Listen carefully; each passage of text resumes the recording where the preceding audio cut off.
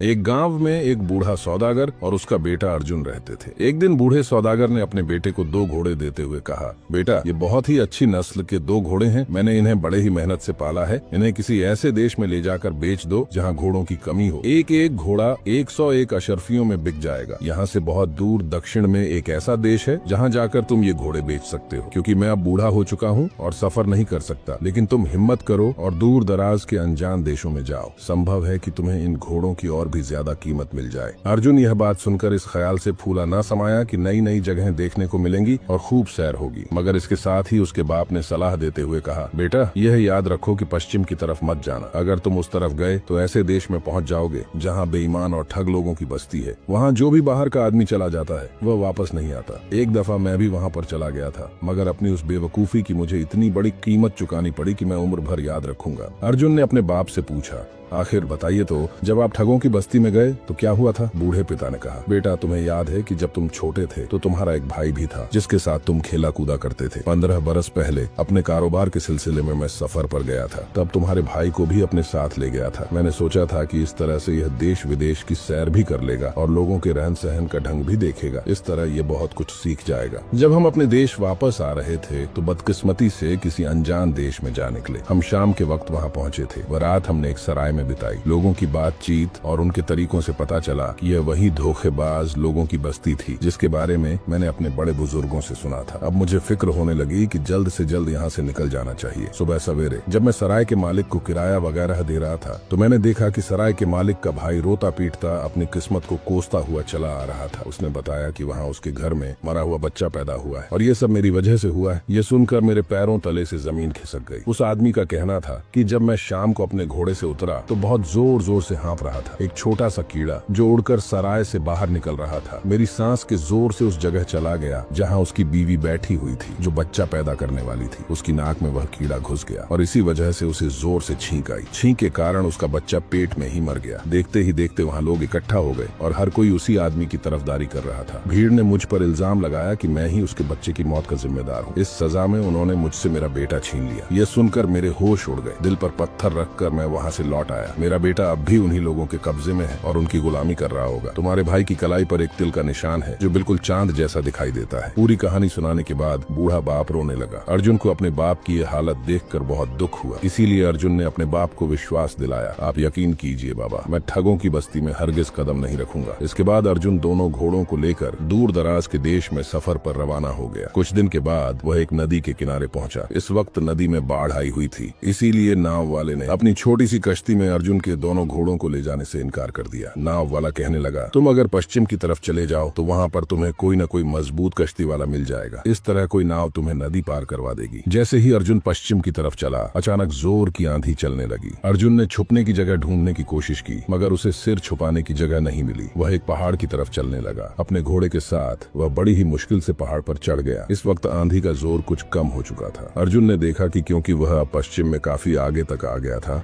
उसे ख्याल आया कि शायद यह वही ठगों की बस्ती है। उसने सोचा कि वापस चला जाए। तभी उसके मन में दूसरा विचार आया, जरा देखा तो जाए कि वह अजीबो गरीब बस्ती जिसकी कहानियां मैंने सुनी है वह कैसी है और वहाँ कैसे लोग रहते हैं। वह पहाड़ के किनारे से झुककर नीचे देख रहा था कि अचानक एक पत्थर खिसक गया और अर्जुन लुढ़कते लुढ़कते उसी गांव में आ गिरा। उसके घोड़े भी सरपट दौड़ते हुए उसके पास पहुंच गए। सामने से एक बूढ़ा आदमी आ रहा था। उसने अर्जुन को गिरते हुए देखा तो तुरंत उसके करीब आ गया। अर्जुन ने कपड़े झाड़कर जल्दी से उठने की कोशिश की। उसे ज्यादा चोट नहीं आई थी। उसने देखा कि बूढ़ा आदमी उसकी तरफ बहुत गौर से देख रहा है। बूढ़े आदमी ने अर्जुन से पूछा, बेटा तुम्हें कोई चोट तो नहीं आई? अर्जुन ने दिल ही दिल में सोचा, अच्छा इस बस्ती में ऐसे नेक लोग भी रहते हैं जो दूसरों को तकलीफ में देखकर उनका हालचाल पूछते हैं। अर्जुन अभी ये सब सोच ही रहा था कि वह बूढ़े का शुक्रिया अदा करे, तभी बूढ़े ने रोना पीटना शुरू कर दिया। असल बात यह थी कि एक मेंढक अर्जुन के नीचे दबकर मर गया था। बूढ़ा आदमी रो रो कर उस मरे हुए मेंढक को देख रहा था और कहने लगा, मेरे प्यारे छोटे से बच्चे, मैं तेरी मौत का बदला जरूर लूंगा। उसके रोने पीटने की आवाज सुनकर बहुत से लोग वहाँ पर आ गए। वे लोग किसी अनजान भाषा में बूढ़े से बातें करने लगे। फिर उन्होंने अर्जुन को बताया, इस बूढ़े के यहाँ कोई बच्चा नहीं है, उसने इस मेंढक को ही अपनी औलाद की तरह पाला था। वह इसे बहुत चाहता था और इसकी सेवा करता था। अब बेचारा बूढ़ा आदमी अकेला रह गया है, इसीलिए वह इस मेंढक की मौत पर इतना दुखी हो रहा है। इसके बाद गाँव वाले भी बूढ़े के साथ रोने पीटने लगे। अर्जुन बुरी तरह से घबरा गया। उसे कुछ समझ में नहीं आ रहा था कि अब क्या करे। उसने लोगों से पूछा, बूढ़े के दुख को कम करने के लिए क्या किया जाए? बूढ़ा एकदम से बोला, अपने घोड़ों में से एक घोड़ा मुझे दे दो। अर्जुन ने नाराज होकर कहा, एक मामूली से मेंढक के बदले में मैं अपना घोड़ा नहीं दे सकता। तब बूढ़ा कहने लगा, कैसी बातें करते हो नौजवान, क्या घोड़ा किसी के बेटे से ज्यादा कीमती हो सकता है? आखिर में बेचारे अर्जुन को अपना एक घोड़ा उस बूढ़े के हवाले करना पड़ा। वह बहुत ही उदास और दुखी होकर वहाँ से चला गया। अब इस पहाड़ पर चढ़ना बहुत मुश्किल था, इसीलिए अर्जुन काफी दूर तक पैदल ही चलता रहा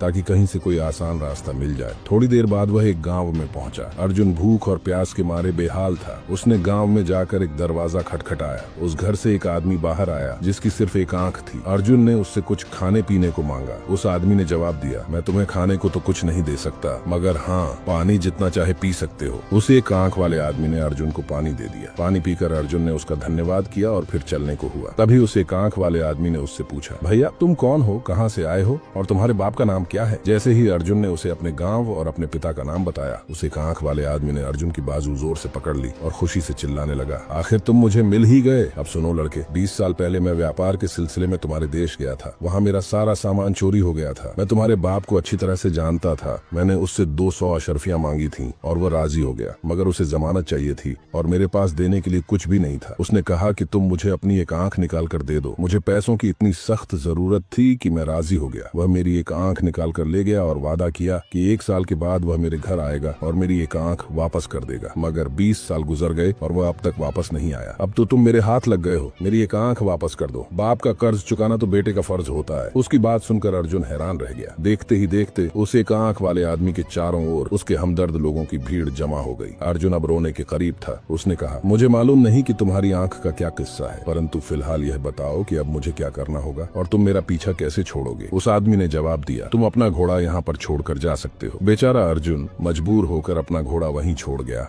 और अकेला ही आगे बढ़ चला। पहाड़ से गिरने के कारण उसका सारा बदन दर्द कर रहा था। दिल से भी वह बहुत दुखी था कि उसके दोनों कीमती घोड़े हाथ से निकल गए। थकान के मारे अब उससे चला भी नहीं जा रहा था। चलते चलते वह एक बगीचे में जा पहुंचा और एक वृक्ष के नीचे बैठकर आराम करने लगा। थकावट के कारण उसे नींद आ गई। कुछ देर बाद जब उसकी नींद खुली तो उसने देखा कि बगीचे में पास ही एक सेब के पेड़ के नीचे 2 आदमी बैठे शतरंज खेल रहे थे। उन्हें खेलता हुआ देखकर अर्जुन के मन में भी आया कि वह अपना मन बहलाने के लिए कुछ देर इन लोगों के साथ शतरंज खेल ले। अर्जुन उन लोगों के पास गया। उनमें से एक आदमी ने अर्जुन से कहा, क्यों भाई, क्या तुम भी हमारे साथ शतरंज खेलना चाहते हो? अर्जुन ने हाँ में सिर हिलाया। वह आदमी कहने लगा, भाई अगर हमारे साथ शतरंज खेलनी है तो उसकी एक शर्त है, और शर्त यह है कि हारने वाले आदमी को जीतने वाले खिलाड़ी के द्वारा बताए गए किसी भी काम को करना होगा। फिर वह आदमी पेड़ पर लगे हुए सेबों की तरफ देखकर कहने लगा, अगर तुम शतरंज में हार गए तो तुम्हें मेरा एक काम करना होगा। अर्जुन को लगा कि शायद वह आदमी उससे पेड़ पर चढ़कर सेब तुड़वाना चाहता है। उसने तुरंत इस बात पर सहमति दे दी और वे लोग शतरंज खेलने लगे। शतरंज के इस खेल में अर्जुन अनाड़ी साबित हुआ और वह हार गया। अब शतरंज जीतने वाले आदमी ने कहा, अब तुम्हें मेरा एक काम करना होगा। अर्जुन तपाक से बोला, कोई बात नहीं भाई, भला पेड़ से सेब तोड़ना कौन सा बड़ा काम है, मैं अभी कर देता हूँ। उस आदमी ने कहा, तुमसे किसने कहा कि मैं तुमसे सेब तोड़वाना चाहता हूँ? मेरे पास तो तुम्हारे लिए एक दूसरा काम है, और वह काम ये है कि तुम्हें मेरे लिए समंदर को खाली करना होगा, उसका सारा पानी निकालना होगा। अगर तुम ऐसा नहीं कर पाए तो तुम्हें जुर्माने के तौर पर मुझे 1000 सोने की अशर्फियां देनी होंगी। उस आदमी की बात सुनकर अर्जुन के होश उड़ गए। वह कहने लगा, अरे भाई, भला समंदर को भी कोई खाली कर सकता है? उस आदमी ने कहा, मैं वह सब नहीं जानता। हमने शतरंज इसी शर्त पर खेली थी कि हारने वाले को जीतने वाले की हर बात हर हालत में माननी पड़ेगी। अभी या तो तुम समंदर का पानी खाली कर दो या फिर मुझे 1000 अशर्फियां दे दो। अर्जुन कहने लगा, भाई मैं तो पहले ही इस गांव में आकर लुट चुका हूँ, मेरे पास तो एक फूटी कौड़ी भी नहीं है। अब उन दोनों में इस बात को लेकर बहस होने लगी। अभी बहस चल ही रही थी कि तभी वहाँ पर एक नौजवान आ गया। उसने अर्जुन को रोते हुए देखा तो रुककर पूछने लगा, क्या हुआ भाई, तुम रो क्यों रहे हो? आखिर ये सब क्या मामला है? लेकिन अर्जुन ने उसकी बात का कोई जवाब नहीं दिया। अब वह इस गांव के किसी भी आदमी से बात नहीं करना चाहता था। उसे डर था कि कहीं वह किसी नई मुसीबत में न फंस जाए। परंतु वह अजनबी नौजवान अर्जुन से बार बार पूछने लगा। देखने में वह एक भला इंसान मालूम पड़ता था। आखिरकार अर्जुन ने उस नौजवान को बताया कि किस तरह से उसके दोनों घोड़े उसके हाथ से निकल गए और अब यह आदमी उसे शतरंज में हराकर 1000 अशर्फियां ऐंठना चाहता है। नौजवान ने सारी बात बड़े ध्यान से सुनी और फिर कहने लगा, अच्छा चलो मैं देखता हूँ कि तुम्हारे घोड़े तुम्हें कैसे वापस दिला सकता हूँ, और साथ ही इस आदमी के साथ तुम्हारे झगड़े का निपटारा भी करवा सकता हूँ। चलो तुम मेरे साथ राजा के पास चलो। अब वे तीनों, अर्जुन, वह नौजवान और तीसरा आदमी, राजा के महल की ओर चल पड़े। अर्जुन और वह नौजवान दोनों आगे आगे चल रहे थे, जबकि तीसरा आदमी उनके काफी पीछे धीरे धीरे आ रहा था। तभी उस नौजवान ने मौका पाकर अर्जुन को धीमी आवाज में सब कुछ समझा दिया कि उसे राजा के पास पहुंचकर क्या कहना है। पीछे पीछे चल रहा तीसरा आदमी उनकी योजना से पूरी तरह अनजान था। रास्ते में अर्जुन और उस नौजवान ने एक मेंढक पकड़ा और उसे अपनी जेब में छुपा लिया। जब वे तीनों राजमहल पहुंचे तब अर्जुन ने राजा के सामने अपनी शिकायत रखी। उसने बताया कि गांव के 2 लोगों ने उसे उसके 2 घोड़े ठग लिए। राजा ने सिपाहियों को भेजकर उस बूढ़े आदमी और एक आंख वाले आदमी को राज दरबार में बुलवाया। राजा के सामने पहुंचकर बूढ़े आदमी ने अपनी बात रखी। उसने कहा, महाराज, जो मेंढक अर्जुन के नीचे दबकर मर गया उसे मैं अपना बेटा मानता था, जिसे मैंने बड़े प्यार से पाला था। अर्जुन ने तुरंत अपनी जेब से एक मेंढक निकाला और बूढ़े आदमी के सामने रखते हुए कहा, महाराज, इस मेंढक को मैं अपना बेटा मानता हूँ। मैं इस मेंढक को पहाड़ के नीचे छोड़ देता हूँ, और अगर ये बूढ़ा आदमी उस पहाड़ से नीचे गिरकर इस मेंढक को कुचल दे तो मेरा बदला पूरा हो जाएगा। राजा ने कहा, हाँ, ये बिल्कुल ठीक है। मेरे विचार से यह सही न्याय है। बूढ़े के मुकदमे का यही फैसला है। ये सुनकर बूढ़ा चुपचाप अपना घोड़ा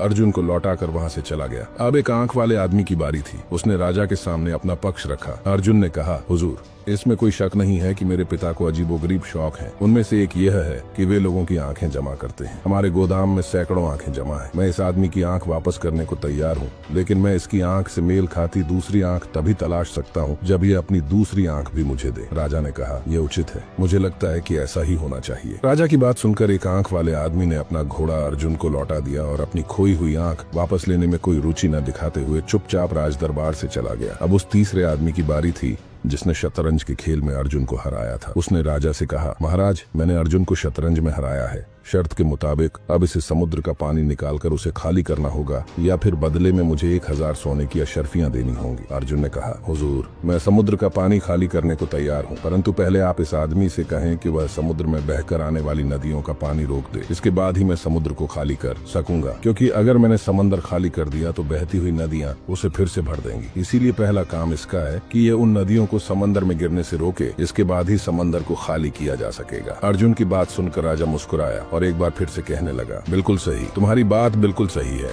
इस आदमी को पहले जाकर समंदर में गिरने वाली नदियों को रोकना होगा। अब तो इस तीसरे आदमी की भी बोलती बंद हो चुकी थी। वो सिर झुकाए चुपचाप वहाँ से चला गया।